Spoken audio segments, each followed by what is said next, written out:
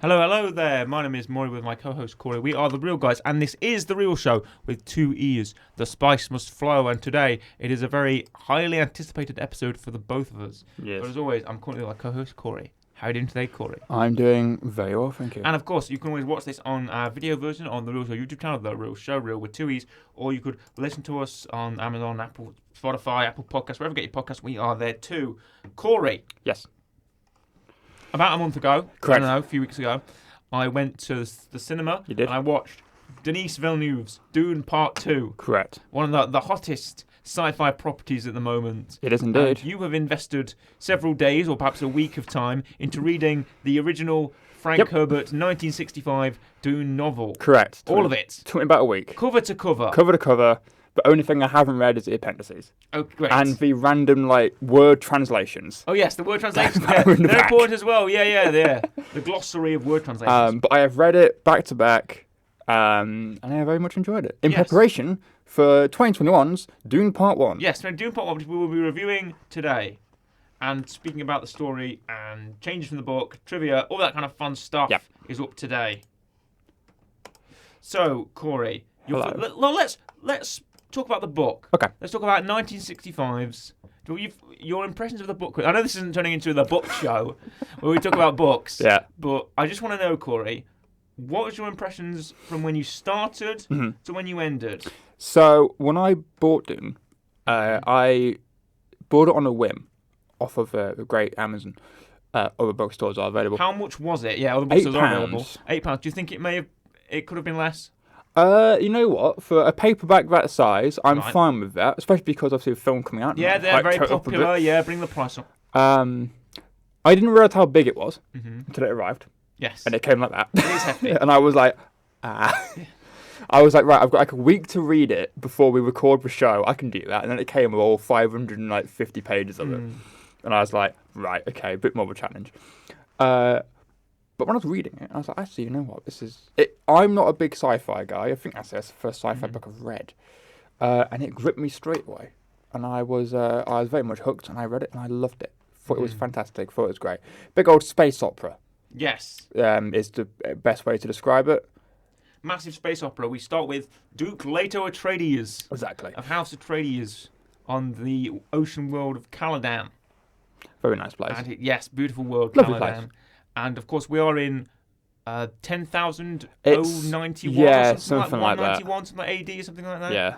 And humanity has journeyed to the stars, and three things are important. One is drugs. Yes, spice. Everyone's on spice. Everyone loves spice. Or Sappho, or Yeah. everyone is on some kind of drug. Yeah.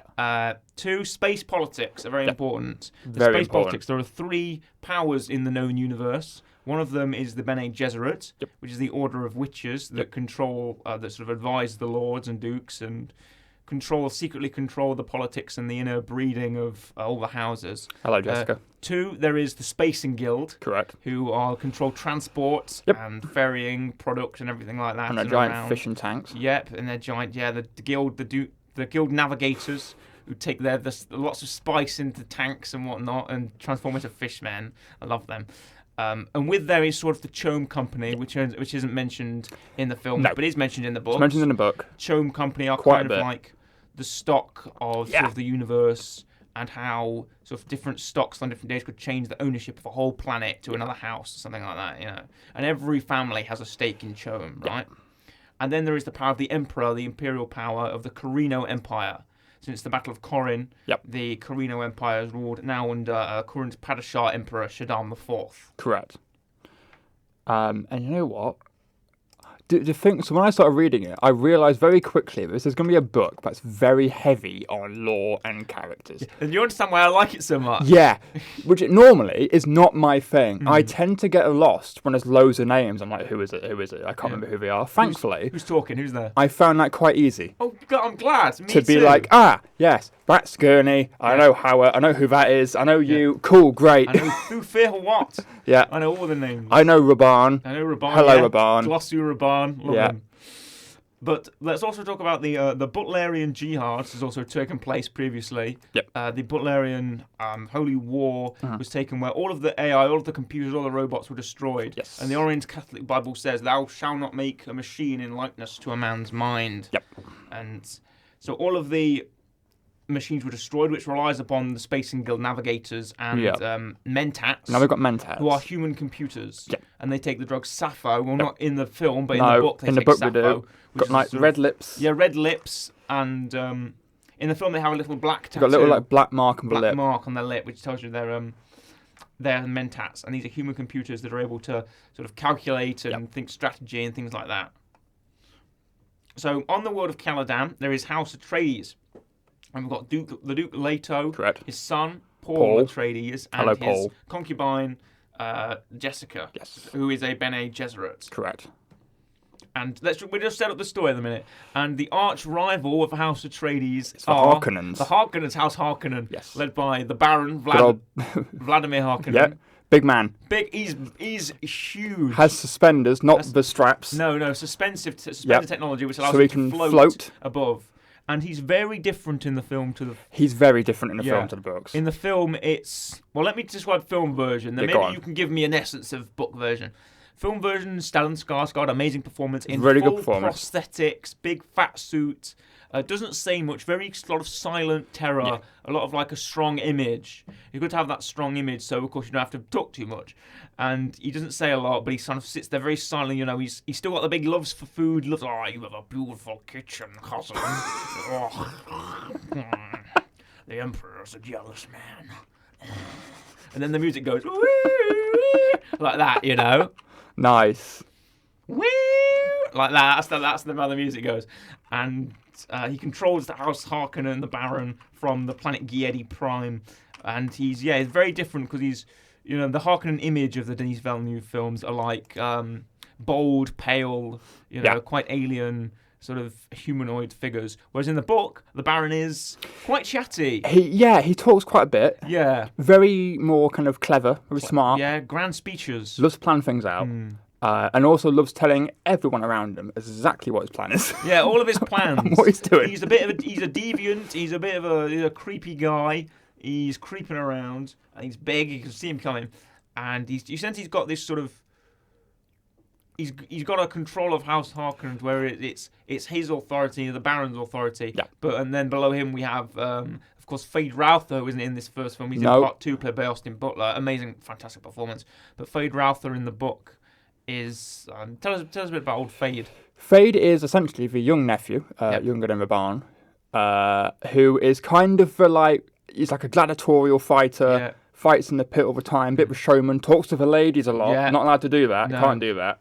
And he's essentially the Baron's next pick for the heir. Yes. He wants him to rule, and he wants the Baron to take the fall for it. On the other side, we have Glossu Raban. Yeah. Poor Raban, who is a muscle-minded tank brain, as he is referred to. And that's pretty much all it is in the book. Yeah, he's just a brute force character. He's not actually in as much as the book. No, he's not. No, he only appears, I think, after...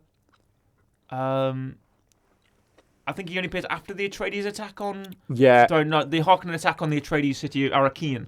I think Raban appears. I think his first time he appears is when he's told, you need to, go to... Clamp down, get the spice, get the money. Yeah, on Arrakis, Squeeze Raban, squeeze hard, as the Baron says. And that's pretty much it. And in the film, he's played by, not friend of the show, but the common topic of the show, Dave the Animal Bautista. Correct. I think it's funny that Raban's nickname is the Beast Raban.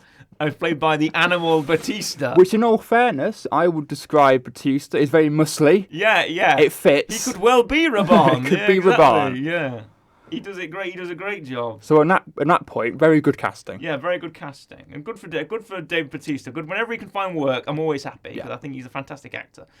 However, the Padishah Emperor Shaddam IV has told the House Atreides to leave their world of Caladan and go to Arrakis. Yep. Arrakis, a world beyond cruelty, the sand world, where the famous spice is produced, by which the whole universe relies. Yep, everyone loves spice. Everyone runs on the spice.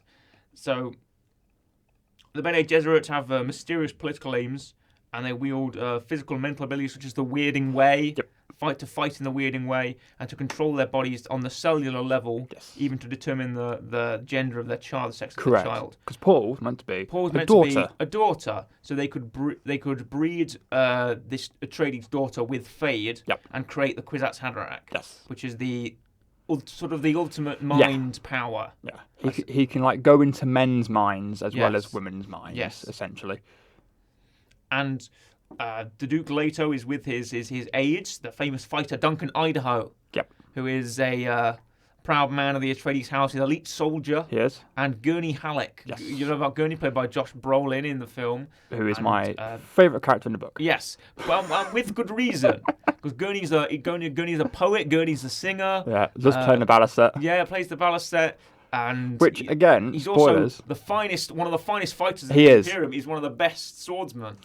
No, it didn't happen in the 1984 film, and it didn't happen in this, but apparently it was a deleted scene. Why does no one let him play with balistet in the films? Yeah, he carries it around in the 1984 version. Apparently there is a deleted scene in part 1 where he does play it. Yeah, because there's an image of him with it. There's an image picture of him with it, and Paul says, sing us a song, Gurney, and stuff like that. I will say this, though. As much as a good job Gurney is in Dune part 1, I think I still prefer Patrick Stewart.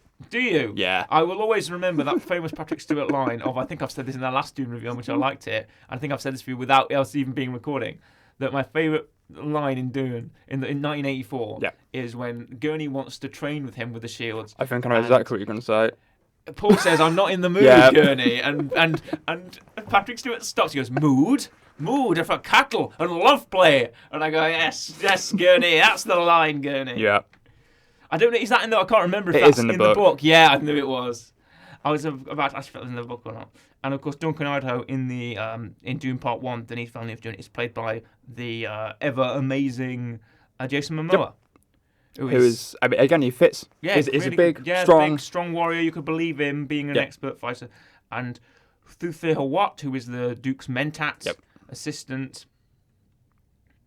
And then who should arrive to Caladan before they leave, but the Reverend Mother Gaius Mahayam, who is the leader of the Bene Gesserits, and she subjects Paul to the deadly test of the Gom Jabbar. The Gom Jabbar test. Which is... Describe to me the test. So, you're in this room, right? Imagine this. You're one-on-one with a Reverend Mother. You sat down, right? And there's a box. Ominous box. It's a normal black box. It's a little black box. Holy. And she's like, "Oh yeah, just put your hand in the box." It's like I'm a celeb or something, What's on the other side? What's it gonna be? So you put your hand in, and then all of a sudden she just pulls out this needle and goes, "Right, you can't move now. Can't move now. The killing needle. If you move, you get poisoned." Yeah. And then it's like, "Okay, well, what's in the box?" And she just goes, "Pain." Yes. And essentially, the test is your hand will start to hurt. Yes. A lot. If you pull your hand out, you are an animal and you die. Yes. If you don't pull your hand out, you are human and you live. That is the test. You must endure the pain, but he takes his hand out and his hand's fine. It's completely fine. No burns, no nothing. scratches, nothing. Completely fine. It's all in the mind. It thinks like little things under the fingers that do something to the nerves or something. You must not fear. Fear is the mind killer. Yes, that gets said a lot in the book. Fear is the little death which brings a total obliteration. I know that one. That's a very famous passage of the book. So they travelled to occupy Arrakis, and the Harkonnens have been there for, I think, 80 years, something like that, and they've been mining it relentlessly to become very wealthy. Yep. So the Atreides arrive and the Harkonnens leave, and then Leto learns that the dangers involved in harvesting spice, not only are the spice fields very treacherous, but also patrolled by the giant sandworms. Good old sandworms. Shai Hulud, as they are known to the indigenous Fremen people. Big old worms. Big old worms. And the worms actually make the spice. It is their secretion. Yes. They secrete spice, and it is harvested by the spice harvesters. And what's the ways to get around on Arrakis if you're not... Well, you've got a couple ways to go around. If you're part of a Fremen, which we'll get onto at some point, they're a big part of the film and book. You could ride a worm. You can ride a worm. And if you're very, very skilled, you can do the sand walk. The sand walk. Which involves steps and like sweeping walk without feet rhythm, motions. You won't attract the worm. Yep. You've got to sweep, you've got to flick, you've got to just sweep your feet around. So as to mimic the natural motion of the sand. Of the sand, exactly. Because the worms are drawn by rhythm. By rhythm. That's why you don't want to walk normally. No. And you don't want to go near drum sand. No. And why the Fremen use thumpers to draw the worms. And if you're not a Fremen, you're not riding around on a worm. Nope. You could perhaps jump into an ornithopter. You can jump into a big old ornithopter or a small ornithopter. Mm-hmm. There's different kinds. Yeah, there are different kinds. Which they do. Leto does. You could jump into an ornithopter and fly around. Love those devices. Great transport. Very cool looking. Yeah, very cool looking. I do like them. Very nice. And with them on Arrakis is the Suk Doctor Wellington Yue. Yep. Who is a trained Suk Doctor of the Suk Order, as to not betray his... He's been trained. He's conditioned. He's conditioned. You can't betray anyone. He's strong-minded. Strong-minded. Yes, I'm strong-minded, so he is. And with on the Baron's side as well, we've got to mention the Piter de Vries, who's not mentioned before. Who's the Duke's, not Duke's Mentat. He's the Baron's Mentat. The Baron's Mentat, Piter de Vries. He is a Mentat, a twisted Mentat assassin. Yep. And he uses the Sappho to give thoughts acquire speed. And he's a very weird one indeed. Yes, he is. Because in the Baron's plans... I know what he's like in the book. Yeah. So. He's like, as in the book, he's very much like, when you get the Duke, I want his wife to himself. He's very just like... Just a weirdly twisted man. Yeah. Which, spoilers for the book and film, is fine. Doesn't last very long. No, Piter doesn't go very long. No, Piter doesn't go very long. But a couple of characters that are also involved in the story are Fenring, Lady Margot Fenring, who is a Mentat. I'm sorry, not Mentat. That's her husband, who is a Bene Gesserit, and her husband, who is the Count Hasimir Fenrig, who is a Mentat Count, and a former. A failed Kwisatz Haderach, as they say. Yes. Because the Bene Gesserit have a breeding program to basically breed the Kwisatz Haderach, and Fenring was a sort of... He could have been, basically. He could have been the Kwisatz Haderach. So, and he takes control of Caladan when the Atreides leave, because they do make them just basically pack up everything and go to Arrakis. That's like, right. Because the Emperor's plan is, and is revealed in the film, the surprise attack by the Harkonnen. How will the Emperor and the Harkonnens plot this surprise attack? Well, in the film, you get no inclination pretty much whatsoever that anything's wrong, for the most part. In the book, it's a bit different. In the book, you spend most of the first part of the book knowing that Yue is a traitor, and at some point is going to backstab the whole family because he thinks, well, he assumes his wife is dead, but he wants to kill the Baron himself and end everything. In the film, it isn't the case.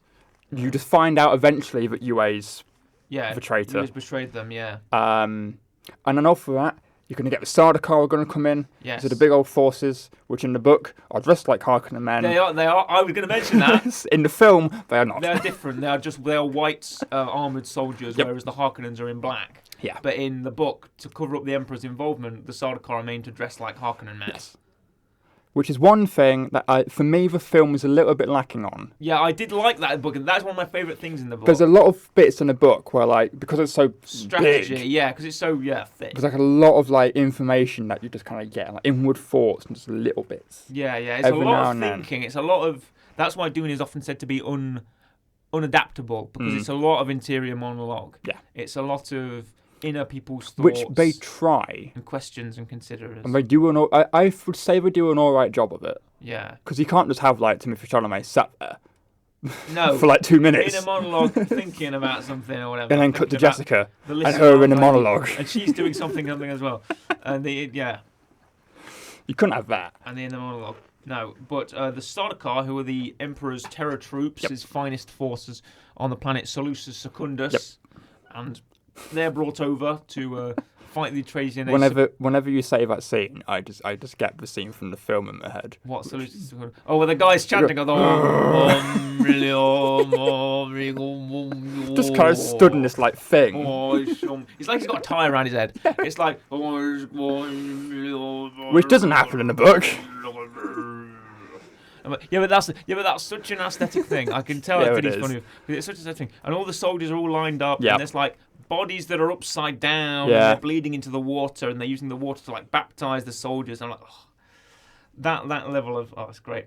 But yes, and because the Baron has a deal with the Emperor, to where he will vacate Arrakis to allow the Atreides to occupy it, and then the all of the Harkonnen money that's gone from mining the spice will go into basically buying the transport and buying all these troops to finally exterminate the Atreides house, because they're becoming too popular in the Landsrad. Exactly. The Harkonnens don't like them. No, they could threaten the power of the Emperor, because the Landsrad is like Parliament. And it challenges the power of the Emperor. So the Emperor has to carefully deal with the Landsraad, but to bypass their great houses of the Landsraad, they could just get rid of the Atreides. Yeah.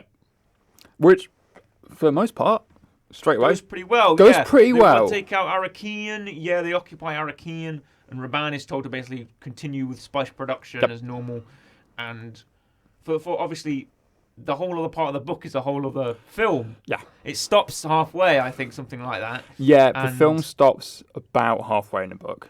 And then carries on to say, well, the rest of this happened. Yeah, pretty much. You know, Stilgar, who is the leader of the Fremen Siege. Yep. And the Siege is where all the Fremen hide out. And he becomes very enamored with Paul, who joins the Fremen. Goes into the desert, escapes with his mother. Yep. And goes into the desert to join the Fremen. And, of course, Cheney, who is also there, and who is a sort of Fremen woman and a friend and a later concubine to Paul. Yep. Especially in part 2, this is a slight spoiler for part 2. Yep. She is very much against the Kwisatz Haderach and the Lisan al-Gaib prophecy. Yes. She believes that it will enslave the Fremen to another master, like the Harkonnens, and will be no different, basically. Yep. Whereas in the book, she is not. She goes along with Paul. Yeah. And Paul himself in the book is very passive. Yeah. To say that, I'm sure you wouldn't doubt me saying that. But I remember Book Paul being just like letting things happen to him. Book Paul is very much that case until about everyone around him's doing stuff. Yeah. Until at some point it does switch where he's like, I am this thing now. I am what they say I am. I'm not the Kwisatz Haderach. And then about 100 pages later he goes, actually, yeah, I am. Yeah, actually, yeah, I am. And then he just gets this like massive god complex. Yeah, well, they say that he is the Lisan al-Gaib, which is the voice from the outer world. Yeah. Basically, the Bene Gesserit, in their missionary work, has planted seeds of a prophecy and sprinkled it, just like a fine sprinkling of salt, on Arrakis, and made all of the native Arrakeen people believe that this voice from the outer world will come and will save them and will deliver them to paradise or whatever. Yeah. However, Paul's been having some visions. He's been having some visions. He's got a power called prescience. Yep. Do you know what prescience is? Go on, explain. I thought you were going to explain. You've read the book. I have read the book. I don't know if it's been... It probably did get mentioned. I probably glossed over that bit. Must have been mentioned at some point. It's the ability to see the future. Right. It's the ability to... It would have got mentioned. I probably forgot that's what it was called. Okay. I was like, I was having a vision again. Yeah. Paul's having visions of prescience. And he sees things. And he sees the future. He sees himself leading this, the Atreides jihad, leading a holy war which wipes out billions and billions of people. And he doesn't want to end up doing it. Nope. And then he ends up doing it. Yeah. Because Paul is not the good guy. No. And none of these characters are really. No. Were you sort of shocked at how grey this book is? How grey Dune is? I wouldn't say I was shocked. So obviously I started off and I was like, right, okay, I'm getting the Atreides. The Harkonnens are obviously the big bad. I want to try and screw these guys over and whatever. And like I say, when it got to about the halfway point where Paul kind of starts getting this bit of like a god complex, and he's like, actually, I am this thing. I'm unstoppable. I could fight Stilgar, and I would best him. Everyone knows I would. Yeah. I'm like, right, okay, you're changing a bit here. And then right about the end of the book, when he's like, we're just going to go attack these people now. Yeah. And just, like, bend them at my will. I'm like, right, okay. It's like, right, this is where this is going. But it's good. Because some people probably read that and go, I agree with what he's doing. Some people probably go, actually, maybe not now. Maybe the Harkonnens were still bad, but not as bad as what is happening right now. What's happening right now is arguably worse. He is arguably worse. He has his moments. Yeah, to lead a massive holy war to wipe out all the great houses and all the planets. Yeah. In the service of him being the Kwisatz Haderach Lisan al-Gaib. Definitely got a bit of a power complex. Yes, but it happens in there is the final duel. Yep. Between Fade Ralpha and Paul Atreides to determine the fate, because the Emperor decides to rock up. He decides Emperor Shaddam and his daughter Irulan, the princess, arrives as well. I believe he's got 4 children. I don't know what they're all. I know 2 of them. Yeah. I know one's called Wenencia, and one of them's called Irulan. I know there's also 2 of them who are likewise named as well. And he's got like a nephew or a grandson. I think so. That's in the story as well. And yeah, the book is very expansive that way, and it's full of lore and character and different people and different motives. It's plans within plans, as Frank Herbert writes. And he's a very skilled writer for his time, especially in 1965, and as progressive a writer as Frank Herbert is, and the amount of his wording and his depth of knowledge of the mind and thoughts and inner monologue of people is just fantastic. The way that the story is crafted. Yeah, it's definitely really good, especially from the fact of in terms of sci-fi and books and genres, it was a massive kind of pivotal thing. Even on the back of the book that I've got, it mentions this before The Matrix, before Star Wars, before Ender's Game. There was Dune. Well, because this is such a massive influence on basically every single sci-fi thing ever made, that Dune was a sort of founder of the sci-fi genre itself, basically. That there are parts of Dune in sort of every sci-fi property ever, because of how influential it was and at its time, how much influence it had over everyone. Dune was... There's parts of Dune in every sci-fi, I think, in some way. Even the ones being created today. Even some people say that, even the media that's coming out today, like Rebel Moon, as by Zack Snyder, as parts of Dune in it. Yep. And Star Wars has big influences Dune. Yep. And the other one that you said, Matrix or something like Matrix that. was on it, yeah.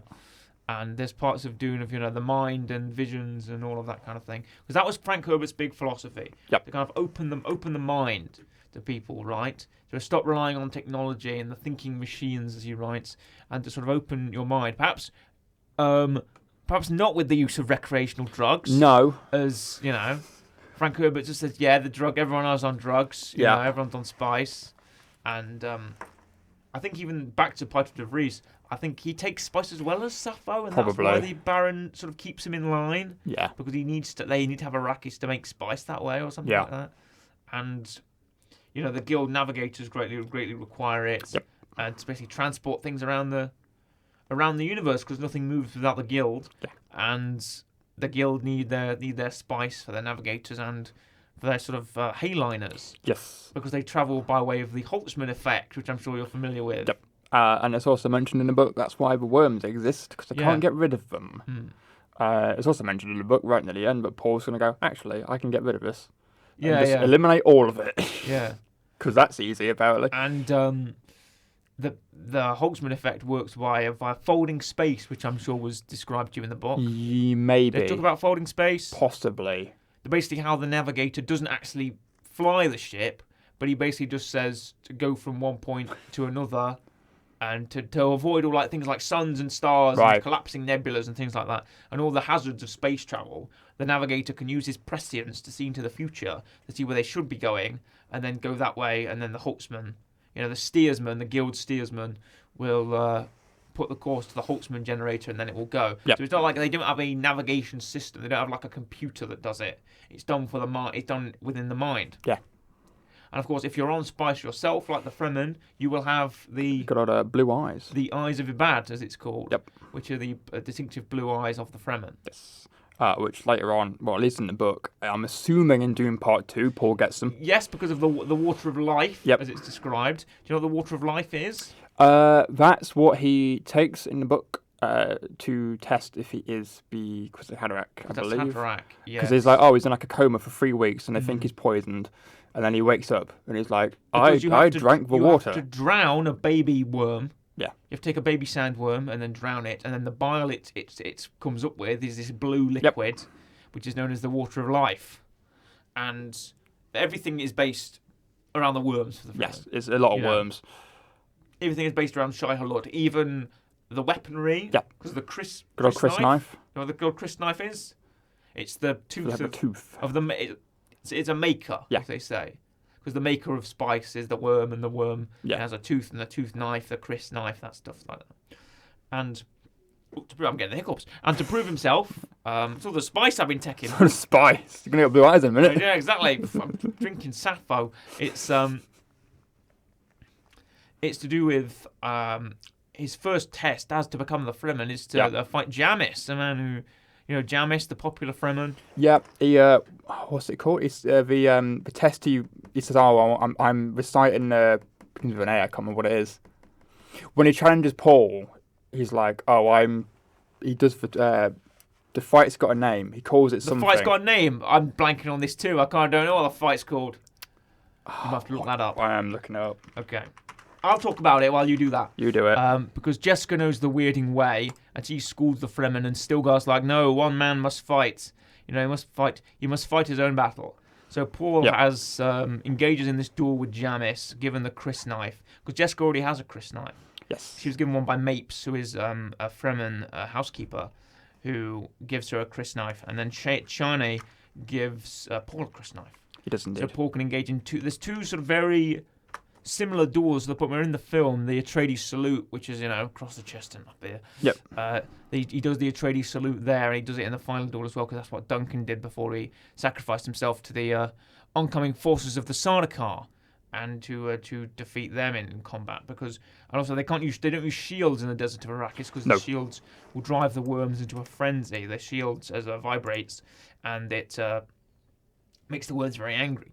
So instead they look to using more unarmed combat, swords, knives, and all that kind of thing, flipping, jumping, running, everything. The Fremen are very agile folk, so the Harkonnens quickly realise this. They don't have any shields, don't have any protection, so they end up just using regular firearms and regular guns, not las guns or anything, just projectile weapons. And I believe the Harkonnen attack on the Atreides is done with just cannons and regular. Yeah, I believe so. Guns and weapons. Yeah. And nothing that's like not a las gun, any something like that, because just things that are old, because it's done with artillery, because the Atreides, the shield wall is taken down, and they can't use shields on Arrakis. Nope. So it was basically everything was set up for the Harkonnens to basically just steal all of the Atreides and take back control of Arrakis again. Yep. Have you found the name of the duel? No. Okay. I'm still trying to find it. I can only talk for so long, Corey. You must search quickly. Why don't you search Paul Atreides Jamis duel? That's what I've looked up. Oh, all right. Or maybe just look at the plot of Dune, and then go to the bit where Amtal rule. What? The Amtal rule. Right, and what's that? The Amtal rule is a tenet on a primitive world under which something is tested to determine its limits or defects. So essentially, he went, I'm going to ingest the rule because I want to test if Paul is actually what he says he is. Okay. And he finds out that he is because he beats him. Yes. He beats him. Yes, he does. And he beats him quite handily. He does beat him quite handily. And then he goes on to fight Fade Raltha. He does. And I think he's toying with Jamis because he's got numerous times to win. To win, and he doesn't do it. No, because he's never killed a man before. Because he's never killed a man, and he's not used to having no shields. Yes, he's good at fighting, but he's not good at fighting with no shields. So he gets an opening, and he moves slow. And he's too slow. What's the rule with the shield? Well, when you're fighting with a shield, you see, if you had a shield on and I just struck normally, it would just deflect. Yep. Wouldn't go through. No. You'd have to slowly penetrate the shield to get to your victim. The slow blade penetrates the shield, as they say. Or in the 1984 version, where they were jumping around in orange boxes. Dong, dong, dong, dong, dong. The shields in that are... the shields in the Denis Villeneuve are better, because it's just like a blue glow. They are better, yes. You only see it when they're hitting each other. When they're hitting each other, and blue is a deflect, red is a hit. Great, cool. Yeah. And when the Sardaukar attack, you notice in the film that they look like they're cutting fast, but they're mowing people down because the shields are all going red whenever they strike. Yes. So it's like they must be so good that it looks fast, but the initial they can blade slow it down. But the blade cut is slow. So when they come in with the high strike and they go, there's that one guy that does it like Deathstroke, and he does when they're fighting up the stairs. The Atreides guys are like Atreides, and they're fighting together on the stairs with the shields and swords. And the Harkonnens coming up. The Sardaukar come out of that landing craft, and they land on they hover downwards, and they do they have like a big fight. And the Harkonnen soldiers are having a bit of a tough time with the Atreides. But the Sardaukar take like 5 seconds to wipe out all these dudes, and they're just like, and all the shields just going down, and all the guys drop, and then the Sardaukar just keep walking. And I like that. That's how you portray a threatening enemy. But also a threatening enemy is the Baron. And who ends up dealing with the Baron in the book? So the Baron in the book is dealt with by Paul's daughter, but it has Chani. I forgot her name. It begins with an A. it's Alia. Yeah. I think you mean Paul's sister. That's it. So Paul's sister, Jessica's daughter. Yes, Jessica's daughter. Because she has a daughter with Leto that he doesn't know about. Yeah, never finds out about. No. And he dies. Leto dies. The daughter is born after. She's 3 years old at that point. I think so. Yeah. Jessica goes through like training to become the Reverend Mother. Yeah. And then because of that, Of the Fremen. the daughter then kind of essentially gets all of the memories from the other Reverend Mother. And So the even Water of though Life. so even though she's like young, she knows like everything. Yeah. So she essentially tricks the Baron by going to where he is, getting captured, going to him, and just poisons him. Uses the Gomja ball. Yep, just poisons him. Yeah, just like, uses him. Done. Yeah, they are. The Very Baron's quick. out. Baron's out. And then the Emperor's like, goodness me, what's going on here? Yeah. You've really let this go, haven't you? And then he brings all of his dudes, and they start to have the final fight for the fate of Arrakis. Yeah. And it's Paul. Count Hastamir Fenrig is up there, and he's like, no, mate, No. I'm not going to do that. You know, whatever. No. At that point, Howard is gone. He was poisoned by the Baron. Yeah. He was given him poison, and in his food was the antidote. Yeah. And as soon as he left, he would end up dying anyway. But I think Howard just ends up poisoning himself anyway, before he ends up going naturally about that. Sorry for Batista fans. Yep, sorry for Raban. He dies off screen. Yeah, he does. We don't even see what happened to him. Don't know what happens to him. No. Well, no. In part two, I'm assuming in the film Yeah, he has a bigger he role. has a bigger role, and Gurney, because Gurney got that scar Gurney on got his the face scar from from Raban. 'Cause he Raban. was a slave of Raban. Yes. We know that in part two, and there's a big fight at the end when the Emperor's complex is attacked, and Gurney gets to have a final duel with Raban and slays him. Then, which Spoilers. has not happened in the book. No. Gurney, I don't think even mentions the fact that Raban gets killed. No. Says nothing. No. All he says is he wants to fight Fade, and Gurney does step up. Paul's like, no, I'll do it. Yeah, Paul's like, no, I'll do it. Yeah. Fade dies at the end of the book. He does, yeah. Everyone is gone, essentially. Yeah. He sends everyone away. The Emperor and Count Asimir Fenrig and everything are all sent on to Lucius Secundus to be imprisoned there. Paul is now... And Paul is now the Emperor. Firmly... He is now firmly the Kwisatz Haderach. In the hot seat. And, launches his bring everyone to paradise pretty much quest to wipe out billions of people. I'm sure in Dune Messiah and Children of a Dune goes great. Yes. Well, then what happened here? Let me tell you what happened. In 1965, everyone read this book and thought, oh, yeah, Paul must be the hero. Yeah. Paul defeats the evil emperor and the big fat baron and becomes the hero. Of course. And then Frank Herbert says, nah. No, I didn't write that.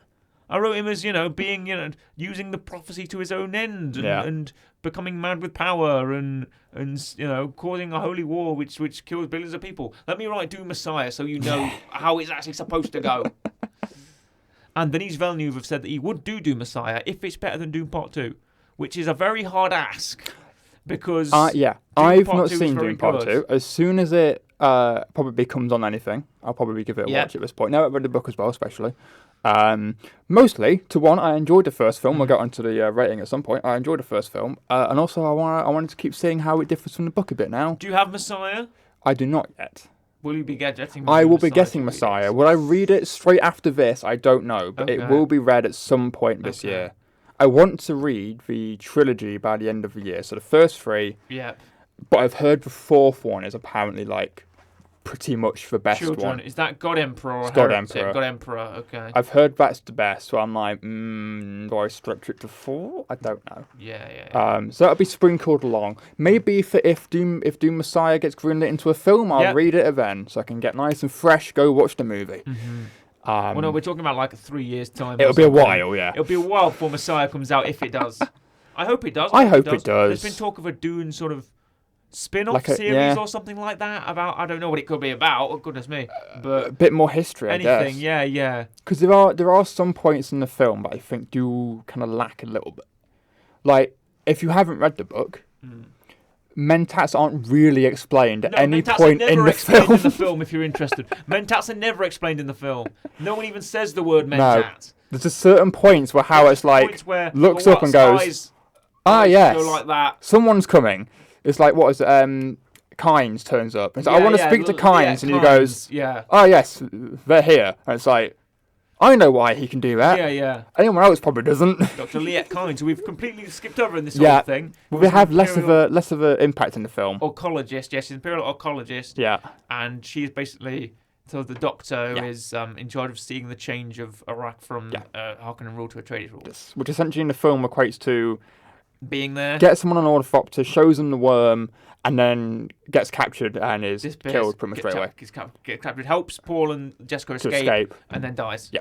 Whereas in the book, it's a bit more than that. Yeah. But ends up just dying anyway. Max von Sydow, yeah, of course. And Everyone dies in the book. True. There's a lot of death in the book. Well, then part 2, I think there's a lot of death as well. Probably. I think, with quite a few people. I won't say who, but quite a few of them.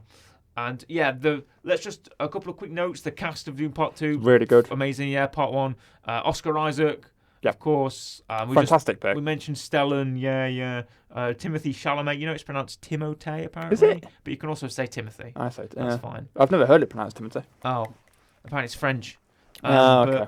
So Timothy Chalamet, who does a great job as well. The person the name of the person that plays Jessica escapes me, but I know she does great.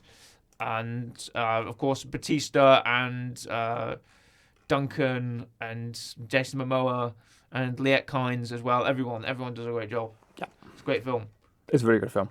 It is a really good film and a good adaptation. I think it changes what's necessary and tightens it up a bit more. And I think that's all you want from an adaptation is to adapt. Yeah, and it does adapt, and it's also a nice replication of the story of Dune as well. Yeah. So let's drop Dune Part 2 a rating, and then I can move on to Dune Part 1. Dune. Sorry, Dune Part 2 is what I've seen. But Dune Part 1 a rating. I really enjoyed it. So it's going to get very high for me. I'm going to leave it a bit open because everyone's saying how Dune Part 2 is fantastic. It's great. How I don't know if it still is now, but it was the highest rated on IMDb at one point. Yes. There's a lot of deleted scenes in Part 1, so maybe Part 1 might get a bit of an extended one, possibly. Yeah. So I'm going to leave it a little bit open. So I'm still going to give it an 8.5 because I still really enjoyed it. Yes. But I'm just giving it a little bit of a gap. So when I watch Part 2, and if we ever review Part 2, I might get like a 9.5, might be a bit higher up. Still a little bit of a nudge there. I'm willing to give it a 9. Okay. I'm willing to drop it to a 9. I'm willing to say, this is a great adaptation. Again, I love the first book. Absolutely love it. I love the first book. I know roughly what happens in the rest of the series. I know there's like 7. I know there's like something like 26, 36 books overall. There's a lot of stuff. But it's a lot of like companion pieces. It's a lot of like lore-focused books. I think there's it's a lot of 6 main books. 6 or 7 mainline series books. 2 trilogies essentially. Yeah. And then you've got like the rest. The rest of the book, which is kind of like lore focused and things like that, and a lot of it's done by Brian Herbert, who's Frank Herbert's son. Yeah. A lot of the sort of lore and creation and things like that, and so I think I'm going to give it a 9 out of 10 reels. Now, nice. My weekly rec. Yes, here we are. Corey, you will know that one of my favourite characters in Dune, maybe my favourite Dune character. Okay. Do you know my favourite Dune character? Is it Gurney Halleck? No, it's not Gurney Halleck. It's not Gurney Halleck. Is it Duncan Idaho? No, it's not Duncan Idaho. It's not Fayed. It's not. It's not Paul. No, it's not Paul. It's not. It's is even. Is it Grandad Leto? Well, forgot his name. Leto's dad, bullfighter. Oh no, it's not the bullfighter. No. Forgot his name. It's not the bullfighter. Paul's granddad. No, it's not Paul. I know he's got a name. I know he's like. He has got a name. He's mentioned a bit in the book. There's a massive family tree for both houses. Yeah, I think. He's barely mentioned in the film. It's like his portrait appears and the bull appears. Yeah, and that's yeah. It. Well, no, the bull's head appears. Bull's head appears. Yeah. And then there's a picture of him. Yeah. There's a picture of him, and he is fighting the bull because they say that the Atreides house used to be bullfighters. And you want another cool connection? Right. Harkonnen. Yep. Means bull. Nice. I think Harkonnen is a. You might want to look this up, but Okay. I think Harkonnen may be a sort of Nordic or Icelandic, Scandinavian version of sort of to mean bull or something like that. Finnish surname Harkonnen, which means, what does that mean? Finnish surname. Search the web for Harkonnen. Can I find anything that isn't Dune? Okay, yeah. So it comes from the Finnish. What's the Finnish name for Harkonnen mean? Northern Europe and ancient. That's also Finland. Great, very useful. What's it mean? It's giving me people. Got Wikipedia. Great. Can't see him in. Can't say him in. We'll say it means bull. All right, That sounds about right. Well, I mean, I heard. I heard so in. Oh, Well, God. this isn't my rec, but Okay. this is an alternate rec. There's a YouTube channel called OutSwiftX, if you've heard of him. I haven't. And he does videos on things like Game of Thrones and stuff like that. And he's also done a lot of Dune videos. Right. And that fact's from one of those videos. So that's how I know. Wait, hold on. I don't know if I can. Are you looking it up now? Uh, All I'm finding So- is it's a surname. That's Oh. it.